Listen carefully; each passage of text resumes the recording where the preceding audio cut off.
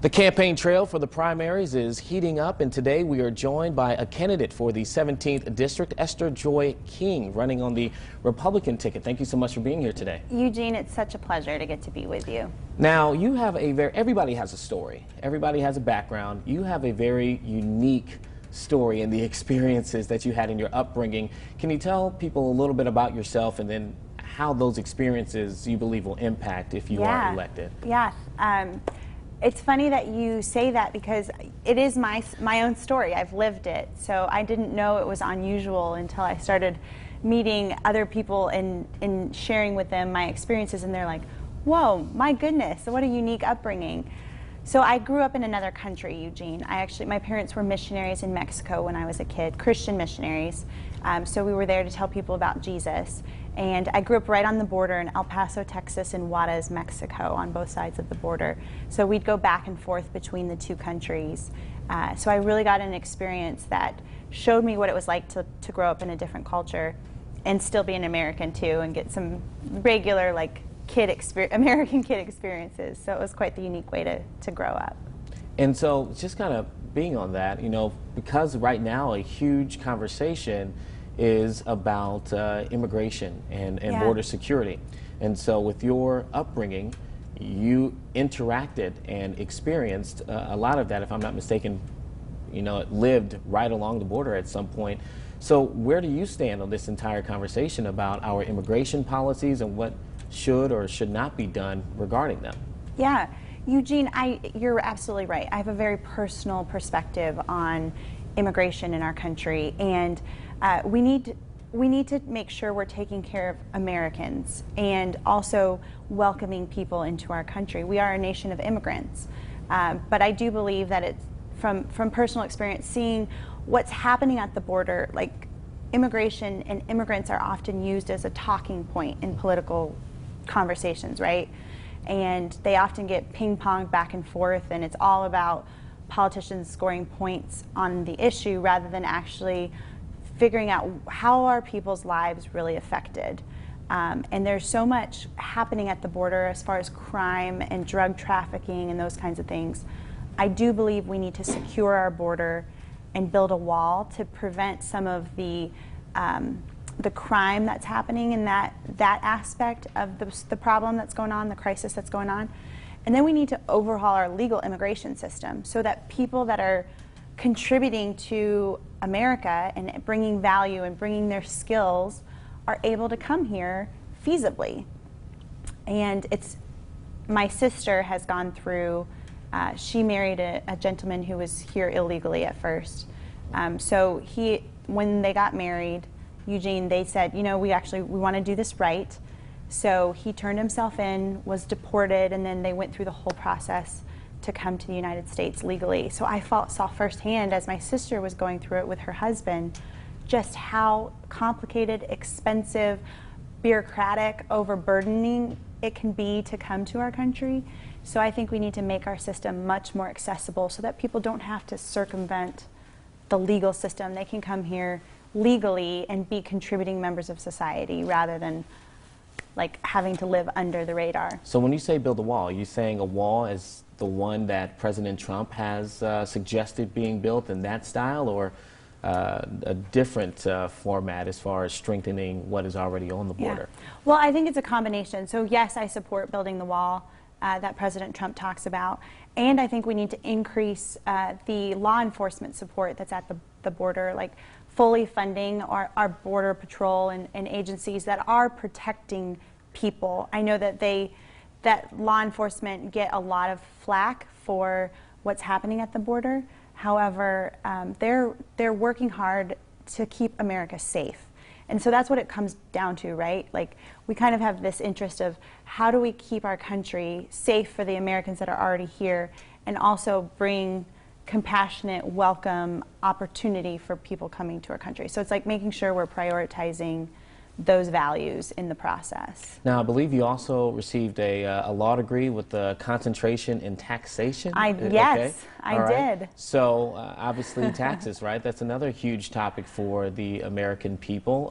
Do you have any ideas as you're looking to have a seat at Congress and things you would address when it comes to taxation? Obviously, the taxing changes and the laws passed just a few years ago, but anything that you would add to that conversation that you believe your expertise could add to the conversation? You're right. I'm a little bit nerdy. I do have a master's degree in taxation, so I do have an intimate understanding of like what our tax system can do and how it can benefit or affect our lives. So really what it comes down to is who is better at spending our money. And I personally believe that you and myself and each one of us that earns a paycheck, because we did the work to earn the money, we're going to be better at deciding how to invest and to spend and to create the lives that we want with those dollars. And so the fewer dollars that the government takes from us, the better. And I think we've seen, since the tax cuts that were passed in 2017, that people's lives are flourishing because we've put money back in people's pockets, as much as $5,000 of economic increase for each American because of the tax cuts that President Trump passed.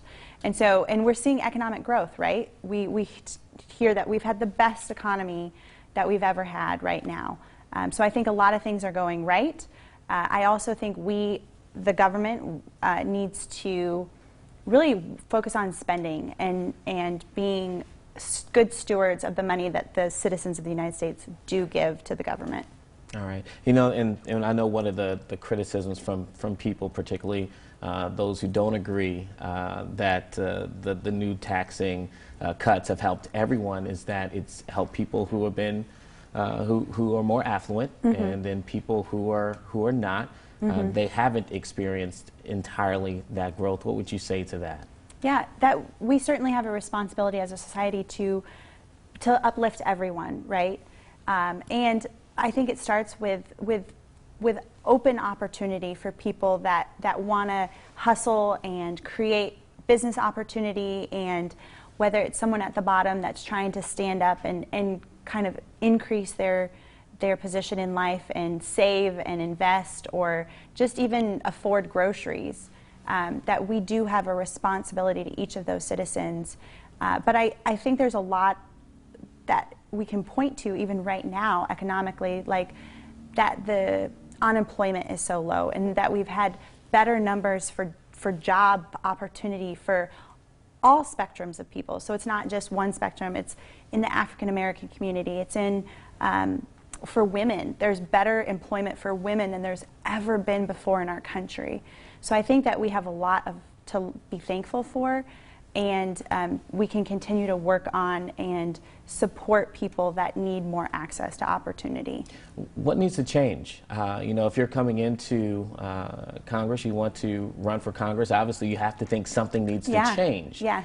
So in your opinion, what needs to change and what will you do about it? Yeah. Well, Eugene, I get to talk to people so often, just here in Peoria and across the entire district. And I hear all the time that people want better representation.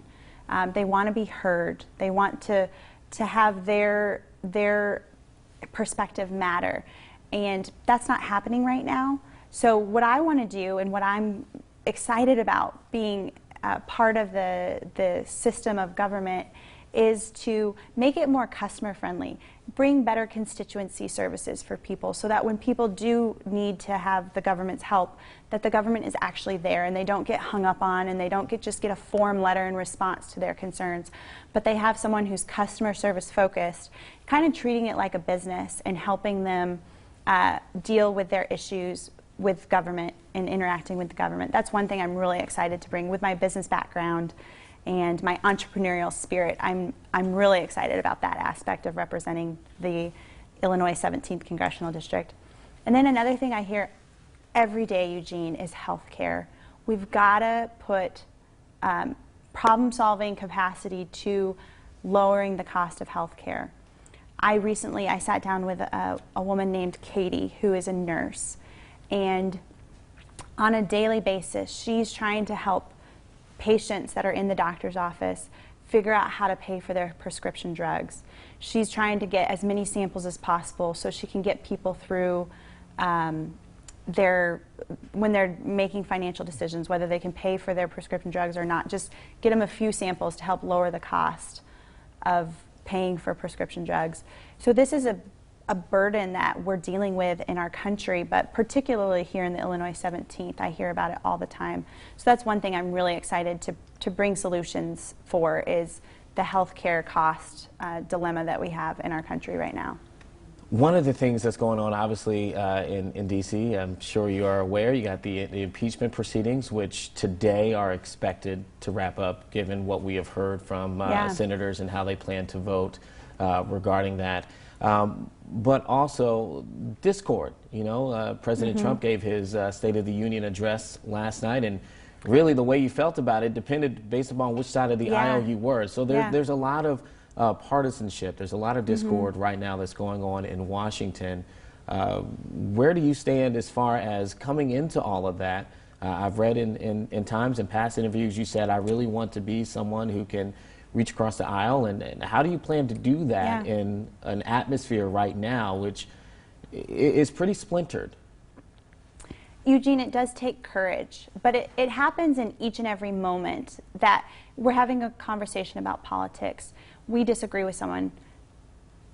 It takes courage to say, you know, I don't agree with what you're saying, but help me understand why you believe that. And really stepping beyond our own biases and asking others to meet us and meeting them and understanding where they're coming from. One big reason I'm running for office right now is because we have been so divided as a country. And I've been, like you mentioned at the beginning, I grew up a little bit differently.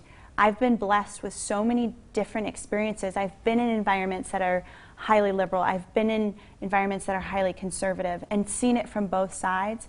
So I'm running for office because I do believe Democrats and Republicans can be friends, and we can look each other in the face and say, you know, you're an American, I'm an American, let's find common ground.